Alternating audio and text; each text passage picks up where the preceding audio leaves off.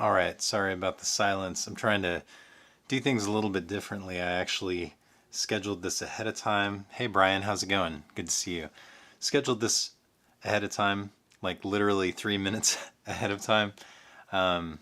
So I have, if you've joined me on my previous live streams, I've talked about how I'm continually trying to improve this experience, and so I wrote down a whole list of things that I'm trying to get done and incorporate into the live streams going forward. So making a thumbnail and scheduling a live stream ahead of time so that it actually shows up on my channel as something that's coming up instead of just like, going live and saying, okay, here I am.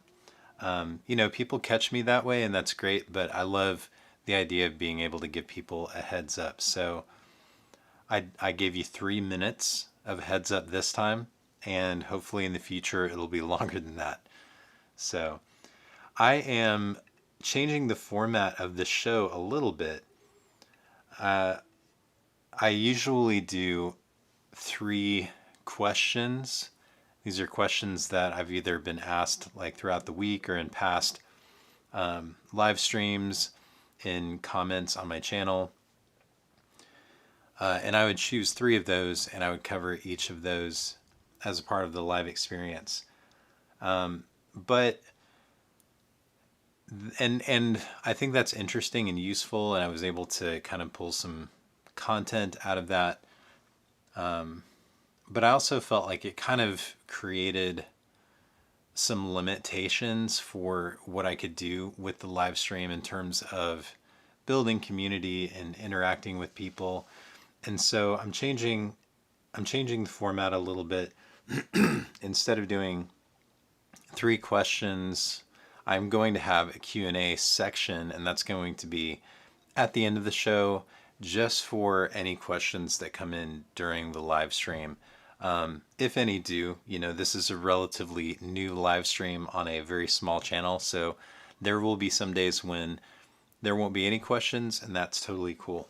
But I'm always going to leave room for that at the end. And so the way that I'm going to roll with things now is I want to devote the first part of the show to talk about some piece of content that I have seen during the week, some piece of video content that I loved and why I thought it was interesting or meaningful or just a great piece of content. What about it I thought was great? Pardon me. The allergies are getting me. So instead of and in the future, I am going to have it set up to where I can actually stream that video and share it with you and kind of do like a live play-by-play, if you will, of the things that really stood out to me. But for today's, I'll just give you a link to it. I'll post that in the comments and in the description, and then you'll be able to go check that out for yourself. But I'll just kind of describe it a little bit and tell you what it was and why I thought it was great. So that's going to be the first thing. The second thing is going to be just a quick update about the things that I'm working on for this channel, or like maybe creatively in general, but mostly I want to kind of give you a heads up about some of the things that I'm trying to do on this channel, some of the topics that I want to cover, and that's kind of a way of giving you a heads up and helping you get a little bit excited about what's coming up, and also a way to keep me accountable to creating that content and actually putting it out there. And then the third part is going to be a single topic. I'm actually tackling the topic today of how to hook your viewers and how to use the first 5 minutes of your video to do that. I did not demonstrate that in this video because I'm treating this a little bit different. This is a live stream. But I feel like that's a common problem for a lot of creators is who make videos, is figuring out, okay, what does it take to, once somebody clicks on a video, what does it take to get them to keep watching? Because almost everybody, like if you look at your video analytics and you look at your video retention, it does this right at the beginning and then it kind of evens out. So we want to see what we can do to keep that drop from being quite as dramatic. So that's what we're going to talk about today. So I think that covers everything that we are going to be doing in today's episode. So first, I just want to say thank you so much for taking the time to hang out with me today. And thank you for kind of being here in the early stages of my live stream and the kind of community I'm wanting to build here. It means a lot to me that you would spend your time. So even if you're not like popping into the chat or into the comments and saying hello, just know that if you're watching, I appreciate you. But, feel free to say hi. I would love to be able to say hi back.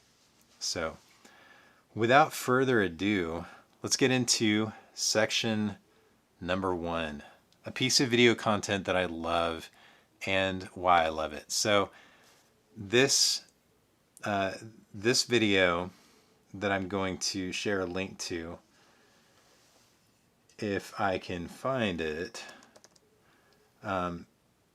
is actually another live stream. I have a friend who does a live stream every Friday at 2 p.m. my time, so just a couple of hours before I do mine, and so I get to tune in, and it's called the YouTube Huddle Up, and it's the live stream really is a place where other YouTubers can kind of come together, and Heather, who runs it, Heather Ramirez, talks about anything and everything to do with building a community, making great content for your channel, and really just getting the most out of YouTube as a community, making videos and that kind of thing. So, and so she talks about that stuff, but she also makes space for other creators to share some of the things they're working on, to get feedback on their channels, on their videos, on their thumbnails, like all of that stuff. And Heather is a YouTube coach. So she does one-on-one coaching. She also has some online courses. She and her husband run a YouTube mastermind group that people can join, so they can get coaching that way. And so she really knows her stuff. And so we get to all kind of benefit from that together and grow together. And so that's what she does with her weekly live show. And in today's live stream, so this is actually what I'm going to share is her live stream. I'm going to see if I can, I'll just share this through all of them on all of the channels.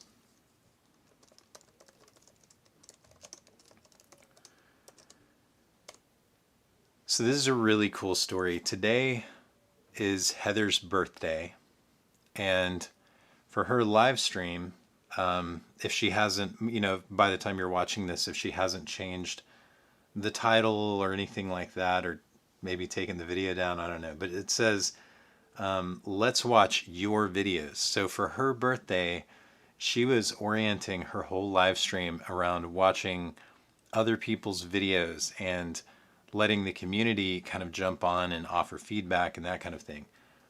So that was super cool. What she didn't know is somebody from the community who runs a channel called Filmtopia, which is another one that you should check out if you're into films and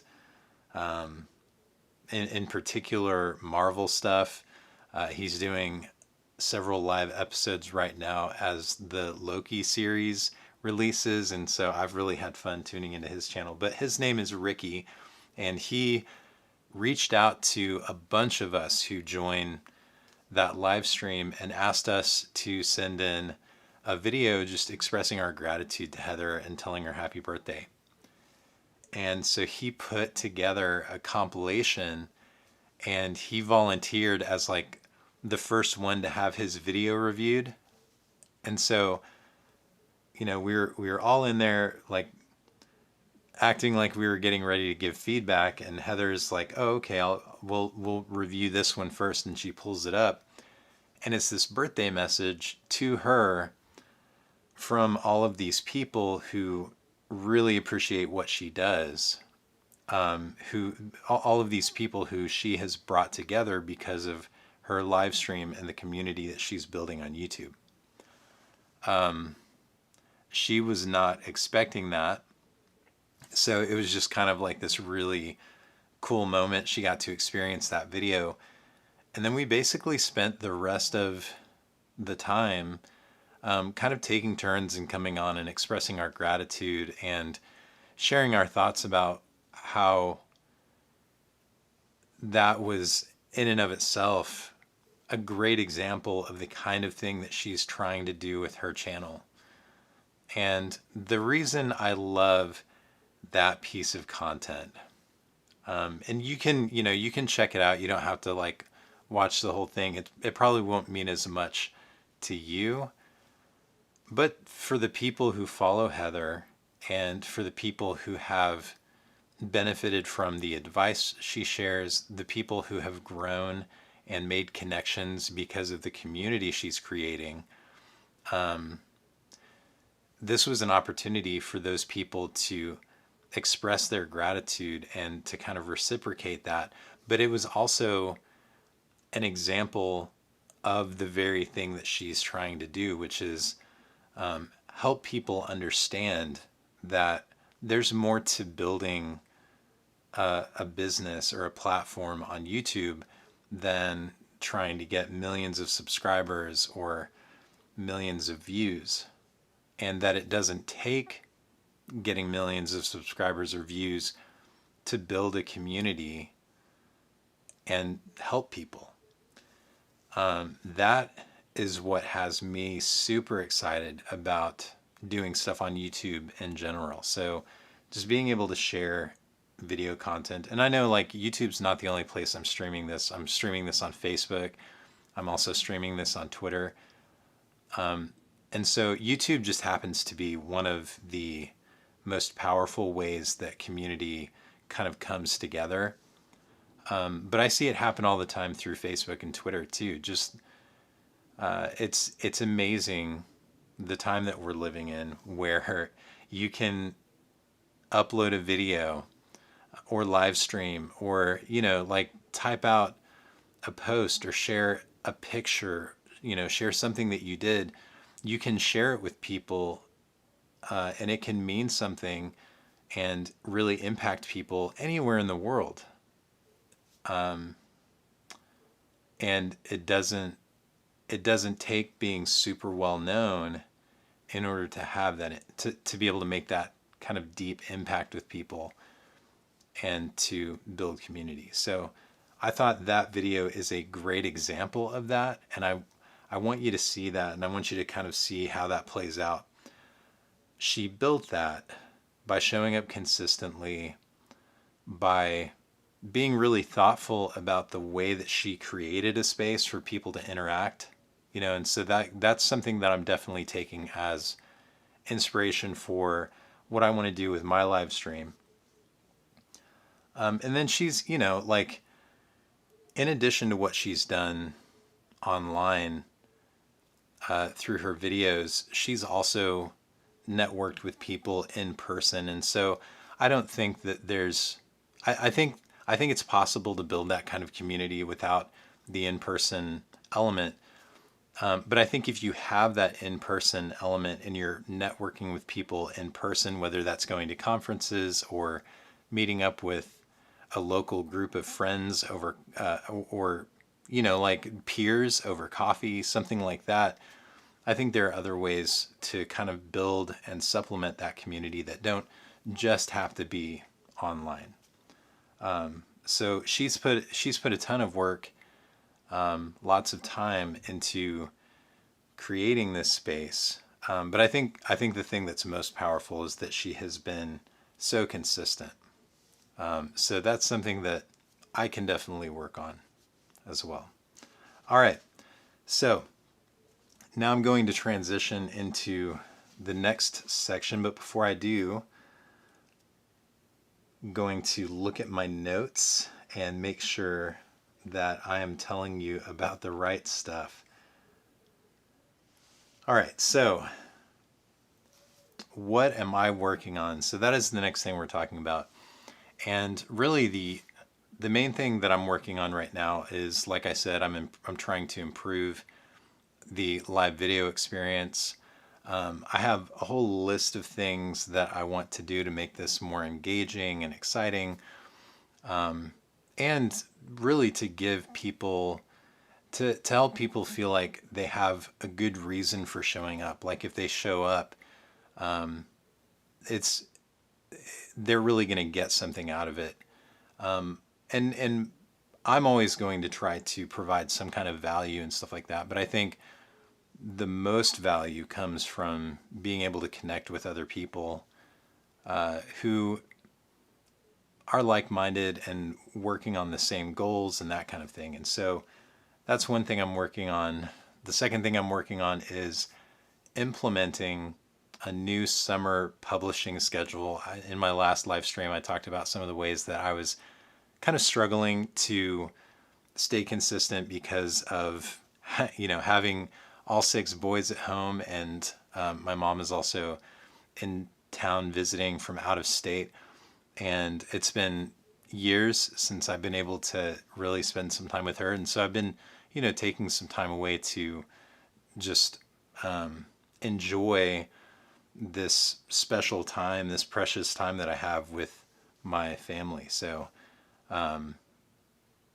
instead of, like beating myself up over not being consistent, I'm kind of embracing that, but also thinking about, how can I, given the circumstances that I'm in right now, how can I adjust to be as consistent as possible? And then I'm also thinking ahead to, this isn't the only summer. This isn't the only, break that the kids will have from school and that kind of thing. How can I plan ahead now so that when those times come, I'm able to stay consistent the way that I want to? So I'm thinking about that. And then I also do have 2 videos in the pipeline. One is actually talking you through 5 different ways to set up your key light, 5 different looks that you can get with your key light. And your key light is the main light. So like let me see if you can see, as I'm putting my hand closer to this light, you can see my hand is getting brighter and brighter. And that's because my key light is right up there. And I have it set up a certain way for a certain reason. And so in this video, I get into like the different looks, what those looks convey, and how you might want to set your key light up to match the tone of your video. So that's one. The second one that I have coming up is kind of a fun one that I am going outside the box a little bit for. So I found one of those AI copywriter websites, and I thought it would be fun to feed it the title of, a video that I might make and see what it comes up with. And the results were pretty interesting, like not terrible, but also at the same time kind of funny. So then the video that I'm going to create out of that is probably like tentatively titled, I used an AI copywriter for the script for this video.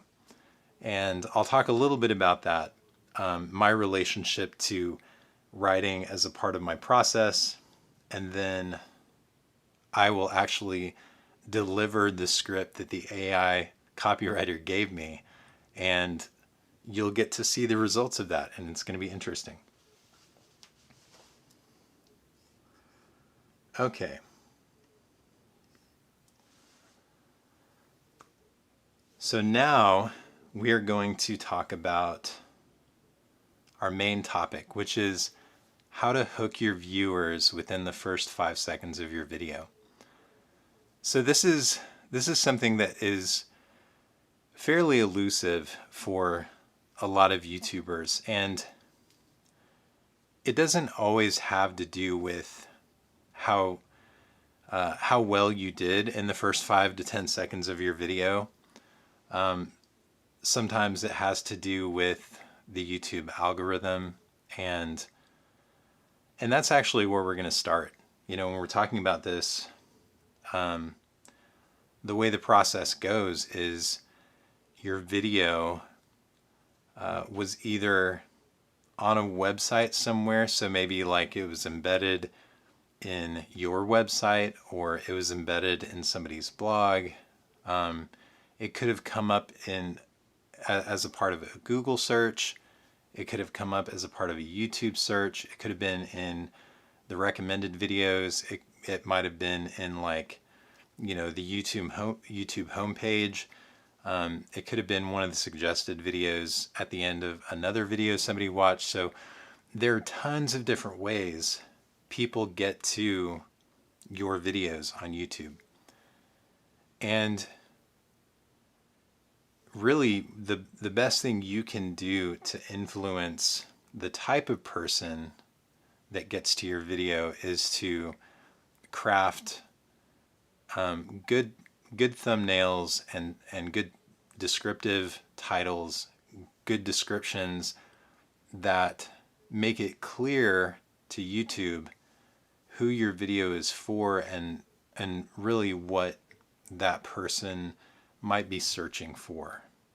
And you can do that with your tags too, but really your thumbnail and your title and your description are your biggest opportunities to shape who ends up watching your video in the first place. And so it might be a situation where the first 5 to 10 seconds of your video are absolutely riveting, but because the algorithm doesn't match your video with the right kind of viewer, somebody is clicking on it and then thinking, okay, this isn't for me, and they click away.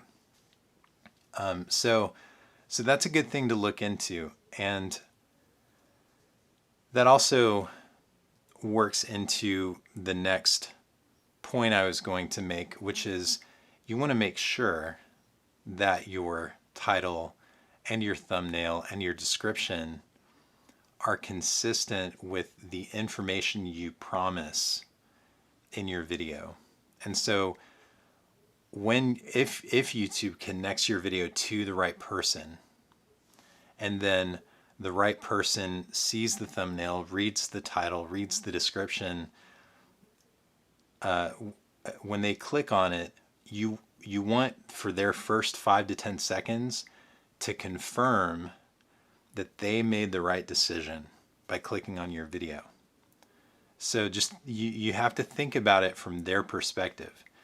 They saw your thumbnail, or they searched for something, or they were, you know, browsing around and something popped up.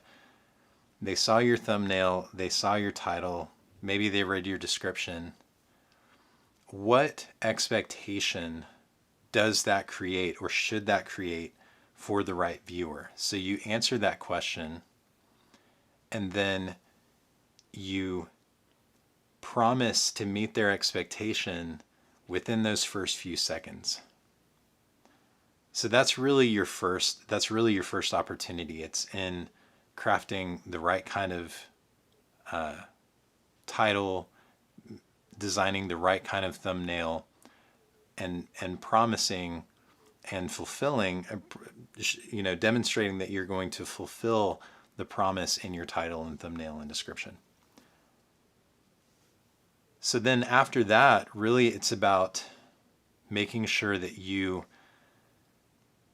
let them know immediately within those first 5 seconds that what the reason they clicked on your video, that they're going to receive a satisfying conclusion. And there are lots of different types of videos. So let's talk about really the two major categories that they fall into. So a lot of video content, especially the stuff that I make for Podia, is about solving problems. Most of those problems are business related problems, or I'll say business related problems, and then that can be broken down into problems related to marketing. So a marketing related problem for an online business owner might be not knowing how to build an audience. And for this video, the problem is, you don't know how to keep people from clicking away from your video within the first 5 seconds. And so that's one type that's pretty straightforward. So you describe that problem really well, really, briefly, but really well in the first 5 seconds, and then promise a solution. And how you describe the problem, if you can do that using kind of the common language of the people who you make videos for. And so an example of that for people who are trying to grow an audience might be something like, and I've said these words before, like, I feel like I do tons of marketing, I feel like I create tons of content, but I can't seem to grow an audience. And so using that kind of language and expressing, like, it's frustrating, and like you do as well as you can to describe the problem, not just from a tactical standpoint, but also from an emotional standpoint. Like, what is the person feeling and experiencing because of this problem? And then you pivot to, well, there's a solution. There are some steps that we're going to walk through that have worked for me. And, maybe if you're on the other side of that and you've experienced some success, you can talk about the transition from the things you were feeling when you were experiencing that problem to the way that you feel now, and that you want to create that feeling for your viewer. And so you can kind of see it's really just problem and solution, but how you describe the problem and how you set up the solution is really important. And like I said, you've got that short amount of time in the beginning of the video to do that. But if you can do that really well, you should start to see those numbers that not drop quite as dramatically. And then the second category really is, and I put a lot of different types of videos into the same category, but it's posing a question. So a fun example of this is the Good Mythical Morning channel. So they do this on practically every video. They start it with something like, I should have written down some examples. Now I'm blanking, but it's, man. Can we, smell these 5 awful, terrible things without gagging? Let's talk about that. And so they're posing a question. Dude Perfect, when they run their channel, they have this video that my kids have watched a ton of times, where they are going to do a contest to see whose homemade rocket can fly the highest. And so the question they're posing in the beginning is, whose rocket can fly the highest? Or, and other kind of implied questions are, will one of the rockets explode? Will they not do anything? What's going to happen? Mark Rober, who is one of my favorite YouTubers, he has, a viral video he made where he created this dummy package that people could steal, and it would glitter bomb them, and there was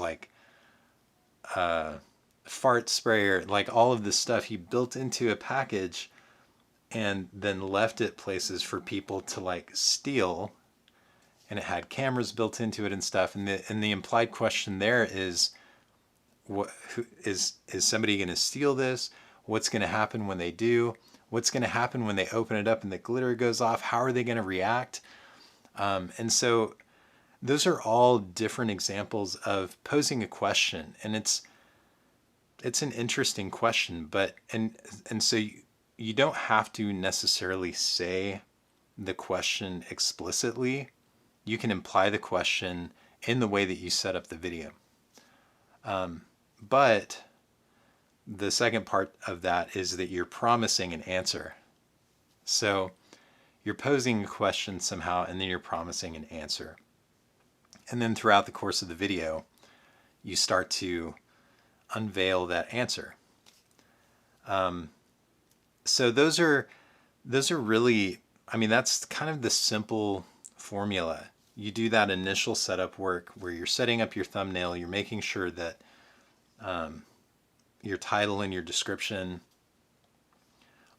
help YouTube match you to the correct viewer, and that you're taking the viewer's experience into consideration, that when they see your thumbnail, when they read your title, and they click on your video, the first 5 seconds of your video match the expectations that they would naturally have.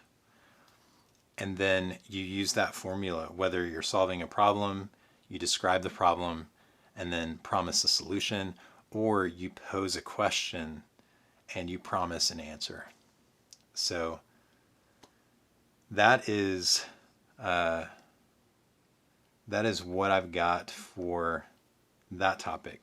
So hopefully that helps you.